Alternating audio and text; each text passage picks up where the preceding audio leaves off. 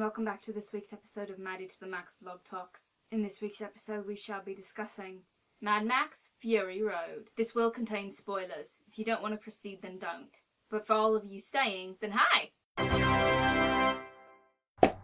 So Mad Max Fury Road. This is the fourth installment in the Mad Max saga? I mean, the first one came out in like 1979 and now it's 2015 and it's still going. When I first heard that they were doing Mad Max again, I was like, oh, they're rebooting it just to make money. But then I heard that the director was George Miller, who did the other Mad Maxes, and I was like, oh no wait, he's just continuing his story.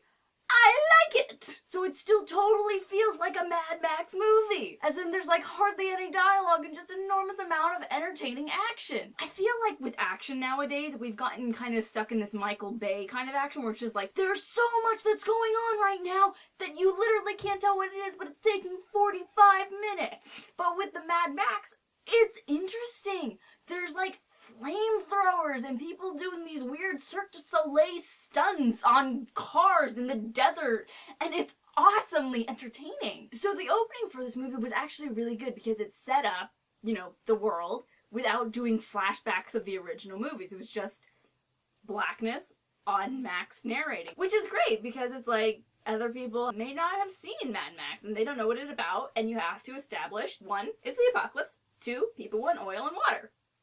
And there's this guy, Max. And the fact that the opening right after that, it BAM! Hits the ground running. Car chase, escape from prison, getting your hair cut off. What? Why did they cut the hair off? I still don't get that. I thought that might have been explained, like maybe they used it like for fuel or something, but it never was. So, thanks for the haircut? And I think the reason that this movie is actually as good as it is because, yes, it is an action movie, but it takes time to breathe. It's not like non-stop action. I mean, there's a lot of non-stop action, but it does take pauses in between each fight so you can breathe, catch your breath, and get ready for the next one. While at the same time still making interesting characters that you care about. I mean, I guess there is an argument that says that you don't care about these characters, but I was getting choked up like 3 or 4 times in this movie. You only really know 2 characters' names. I mean, really, tell me a character's name without looking on IMDb that you remember from seeing the movie just one time that isn't Max and isn't Furiosa.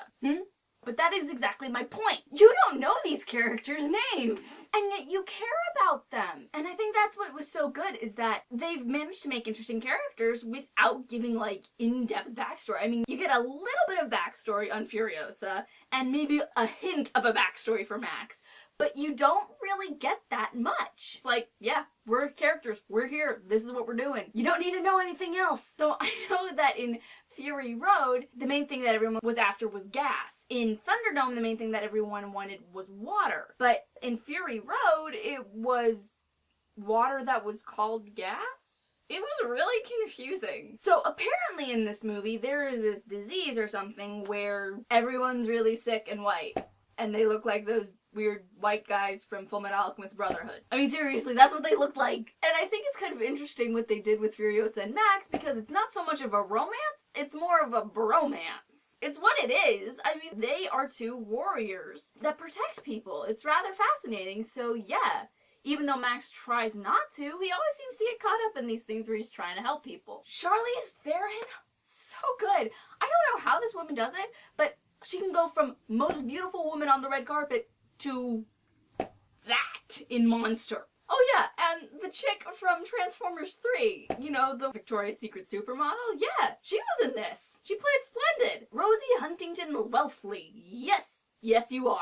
And I looked at her IMDb, and the only thing she's been in is Mad Max and Transformers. But to her credit, she actually did better in this than she did in Transformers, which means somebody probably actually gave her direction. And she was actually kind of interesting. There was a moment when she actually did something useful, and I was kind of impressed. And you're like, I kind of respect you right now. Oh look, you're dead. And the villain in this is like most villains in Mad Max movies, where it's just like, we're hoarding this thing. You're not quite as afraid of him, Immortal Joe, because I think without that costume, I'm not sure I would have been afraid of him. You got that he was in charge of stuff and he was hoarding all this water, but besides that, you're not really that afraid of him. But the costuming makes you afraid of him with the gas mask and the white hair and the plastic armor thing and the staff, and you're like, oh, now I'm scared of you. I love the fact that they're like chasing them down and they have their own band playing their own theme music. I mean, that's like 20 hours of just playing the electric guitar and hitting drums? I mean, sure, why not? This is Mad Max after all. And the music, which was done by Tom Hulkenbarg, aka Junkie XL, such good music. I mean, there was moments where it was like action-packed and we have to be action-packed, but we also have to tie in the fact that this band of driver people have their own drummer and electric guitar player on there and still have the right kind of music for the softer moments, and it all worked wonderfully. And like the dust cloud fight scene was awesome, and I'm not even like, it was awesome. No, it filled me with awe. Like, I saw it and I was like, whoa.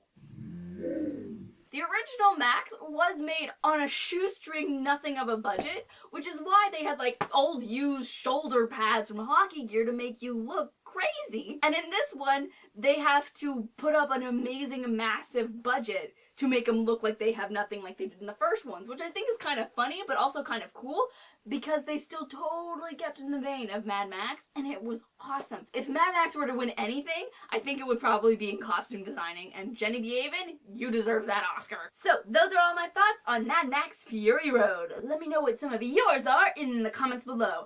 And from now until next time, don't you forget to keep smiling, and if you like this vlog, then click right here to see more. Bye! Hey, welcome back to this week's episode of Maddie to the Max Vlog Talks. I, Peggy Carter, am here to tell you about Avengers: Age of Ultron.